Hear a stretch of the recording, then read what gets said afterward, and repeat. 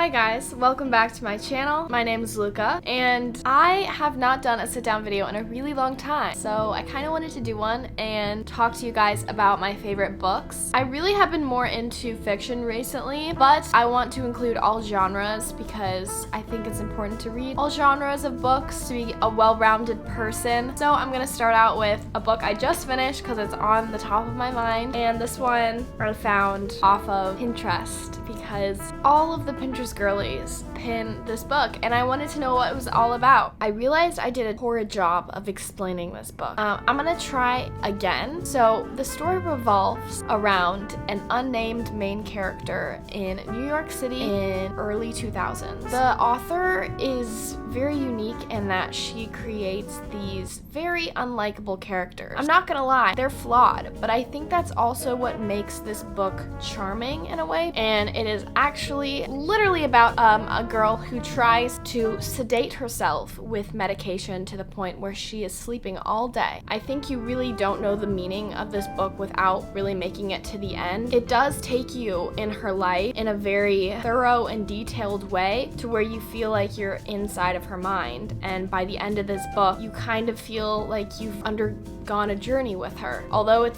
tackles some serious heavy topics, I think the author does a great way of working humor into it. However, if you are easily triggered by topics like depression, eating disorders, stuff of that nature, maybe stay away from this book. So I'm gonna talk about a nonfiction that really changed my life and an author who is really awesome. His name is Michael Singer. And this is in like the self-development region. However, don't turn your heads away. I think this author does a good job of appealing more to the human experience than just spitting out advice at you. Like, I hate it when authors come off as didactic and preachy and trying to push this point across to you like they're God and they know all the answers. But so the book is called The Surrender Experiment. It's basically a autobiography of his life. In the book, he talks about his journey starting out as a college student and then getting very close to dropping out. He moves to the woods, starts meditating and doing yoga every day, and this miraculous flow of events happen when he starts his so-called surrender experiment, which he calls just like letting go. So it is a spiritual book, but he is just telling his story. Fast forward, kind of spoiler alert, kind of not. He becomes very successful, but this all just happens in such a perfect way. I absolutely have to tell you guys about this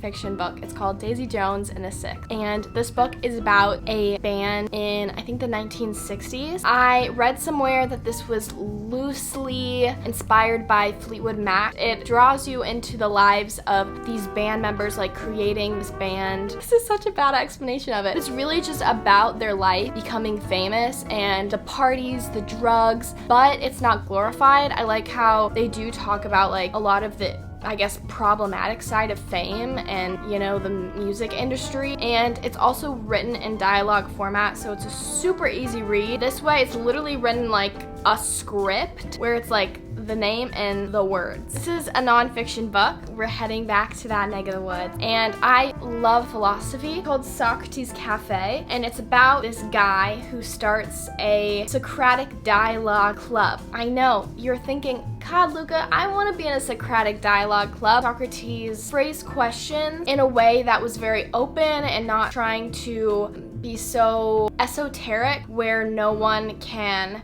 participate and be a part of philosophy. I'll read a philosophy book and get nothing from it because it's just so hard to understand. And he goes to places like prison, then he goes and visits middle schoolers, and he also goes to cafes where anyone can come, and so you just get all of these different people's perspectives on life. One that I kind of want to talk about now is The Book Thief by MARKUS ZUSAK. And by the way, I'm not holding up books because I have all of them on my iPad. Fun fact, I am an e-reader gal. It's just kind of easier, but I do love a good hand-printed.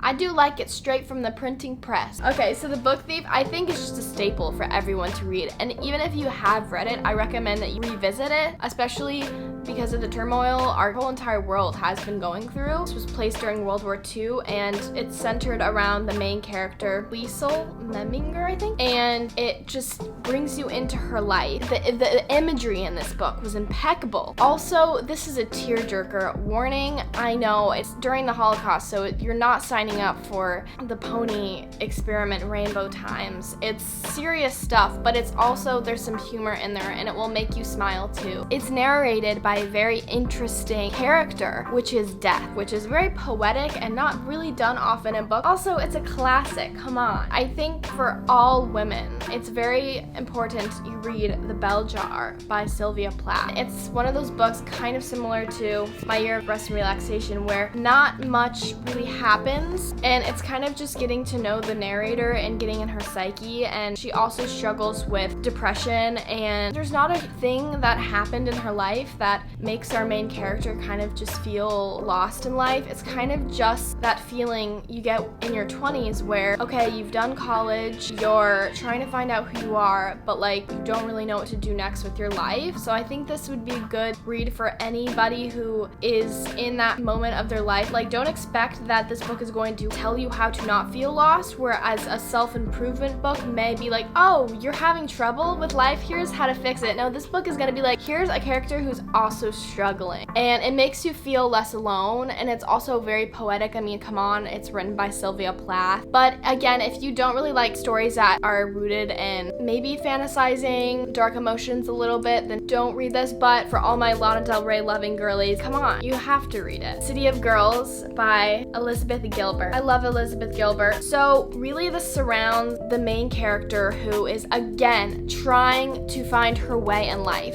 Her parents have let her move to New York City with her aunt. Her aunt's a little wackadoodle in the headsies. She has this theater company where she runs little shows, and it's a whole new world. She's met with getting to go to parties and, you know, interacting with men and seeing how the showgirls live. It's just a novel that brings you up and down and all the way around. The character, like the feelings that she goes through, they hit you hard. It touches on a lot of things that I think girls go through. I think this book really should be turned into a movie. Maybe I'll make that happen. Anyway, I wanted to mention one last book because this book also changed my life, and it is Meditations by Marcus Aurelius. This is a very old book, and there is points where the text isn't found. You know, it's meant to be more of a coffee table book where you maybe read in bits and pieces. Don't try to finish it all in one day. That's not the point of this book, but just take in each of these journal entries that Marcus Aurelius wrote, basically looking into this man's diary and how he sees the world. And you may think his view of the world is like pretentious for an emperor, but it's really not. It's just him kind of talking about like how useless fame is and how